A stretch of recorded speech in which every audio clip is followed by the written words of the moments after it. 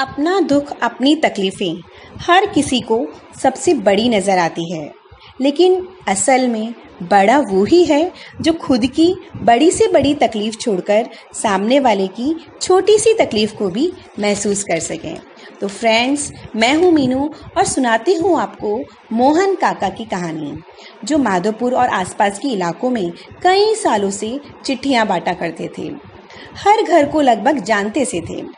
एक दिन मोहन काका को एक डाक मिली जिसमें चिट्ठी थी, जो थी तो माधोपुर के पास के इलाके की, लेकिन उस पते पर उन्होंने कभी चिट्ठी नहीं दी। वो किसी भी उसके घर के मेंबर को जानते भी नहीं थे। दिन भर सारी डाक, सारी चिट्ठियां बांटने के बाद उस पत्ते को ढूंढते हुए पहुंचे। दरवाजे पर घंटी बजाई तो आवाज़ आई, कौन? मोहन काका ने कहा, पोस्टमैन।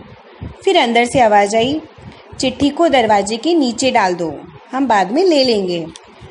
मोहन काका ने कहा, मन में सोचा मोहन काका ने, मैं पूरे गांव में पैदल चलता चलता चिट्ठियां बांटने यहाँ तक आ गया और ये महारानी अंदर से बाहर नहीं आ सकती चिट्ठी लेने के लिए। फिर मोहन काका थोड़ा चिढ़ते हुए बोले, रजिस्ट्री पे साइन करना है, आपको बाहर आना ही पड़ेगा, बाहर आइए। तो अंदर से आवाज़ आई, ठीक है आती हूँ। बहुत देर हो गई, 5 मिनट हो गए, 10 मिनट हो गए, 15 मिनट हो गए, लेकिन कोई बाहर ही नहीं आया। काफ़ी देर बाद जब कोई बाहर नहीं आया तो मोहन काका को गुस्सा आने लगा। उन्होंने गेट थोड़ा सा बजाना चालू किया और फिर बोला, मेरे पास और भी बहुत काम है, मुझे और भी जगह चिट्ठियाँ बांटनी है, एक ही काम नहीं है मेरे पास, आप जल्दी बाहर आइए चिट्ठी लेने के लिए। फिर थोड़ी सी देर बाद दरवाज़ा खुला और एक लड़की बाहर आई जिसके दोनों पैर कटे हुए थे। बड़ी मुश्किल से घसीटते घसीटते अपने पैरों को वो बहुत देर बाद चिट्ठी लेने के लिए दरवाजे तक पहुंची और दरवाज़ा खोला। मोहन काका देखकर बहुत शर्मिंदा हो गए। लड़की ने कहा, माफ़ कीजिए काका, थोड़े लेट हो गई।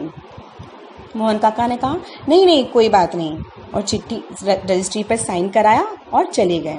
8-10 दिन बाद वापस उसी पते पर एक और चिट्ठी आई।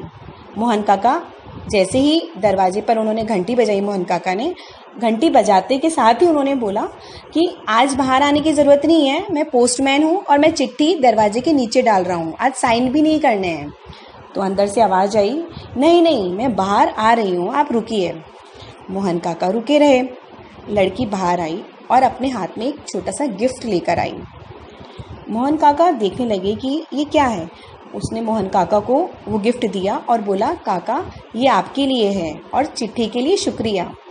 मोहन काका बड़े हिचकिचाते हुए उन्होंने वो गिफ्ट लिया और बोला, अरे इसकी क्या ज़रूरत थी? तो लड़की ने कहा, नहीं काका, ये इसको आपकी ज़रूरत थी, आप इसको लीजिए और अपने घर पे जाकर ही इसको खोलिएगा। मोहन काका उसको लेकर चले गए। जैसे ही घर गए वो और उन्होंने उस गिफ्ट को खोला तो आपको पता है उस गिफ्ट में क्या था? उस गिफ्ट में था एक चप्पल की जोड़ी। मोहन काका देखकर हैरान हो गए कि मैं इतने सालों से पूरे गांव में चिट्ठियां बांटता हूं नंगे पैर, पर किसी ने मेरी तकलीफ़ को देखा नहीं, किसी ने मेरे दर्द को पहचाना नहीं। लेकिन जिसने मेरा दर्द पहचाना वो कौन था? जिसको सबसे ज़्यादा तकलीफ़ थी। एक्चुअली अगर इंसान हम हैं तो संवेदनशील होना, सेंसिटिव होना ज़रूरी है, वरना हम कैसे इंसान हैं? आज के दौर में हर किसी को अपनी परेशानी नज़र आती है, लेकिन अपनी परेशानी छोड़कर जो दूसरों के दर्द को, दूसरों की तकलीफ़ को महसूस कर सके, वही तो सच्चा इंसान है।